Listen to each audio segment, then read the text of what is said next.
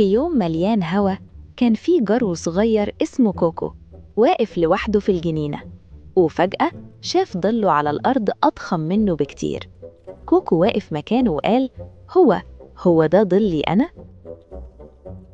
كوكو كان جرو بسيط وطيب، بيمشي وسط القرية صغير ومتواضع، يلعب مع الحيوانات ويفرح بأي حاجة. يومه كان هادي وجميل لحد ما الشمس بدأت تغرب، وأول ما الشمس نزلت ورا البيوت ظهر ظله الطويل. كوكو بص عليه كويس واتلخبط، رفع إيده لقى الظل بيرفع إيده، اتحمس واتغر شوية. كوكو نفخ صدره بغرور ورفع ديله وقال لنفسه: شكل كبير قوي، وبدأ يمشي قدام الحيوانات التانية وكأنه القائد، والكل يبصله باستغراب. فضل كوكو يتمنظر بظله، وكل ما يشوف حد صغير يقوله: خد بالك أنا كبير. الحيوانات اتضايقت وبدأوا يبعدوا عنه، بس هو مهمهوش. في يوم تاني السحاب ملا السما والشمس اختفت.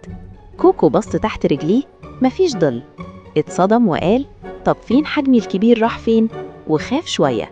وفجأة ظهر كلب كبير ضخم بس شكله طيب.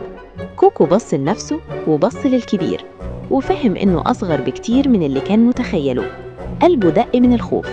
الكلب الكبير قرب منه وقال له بهدوء: يا صغير، قيمتك مش في ضلك، قيمتك في قلبك وتصرفاتك. ساعتها كوكو اتكسف وقال: عندك حق، أنا اتغريت. رجع كوكو للحيوانات اللي زعلهم وقال لهم: أنا آسف اللي ضايقتكم، والله كنت فاكر نفسي كبير، بس الغرور اتغلب عليا. الحيوانات ابتسمت وقالوا له: المهم إنك فهمت. رجع كوكو زي الأول، بس المرة دي بثقة حقيقية.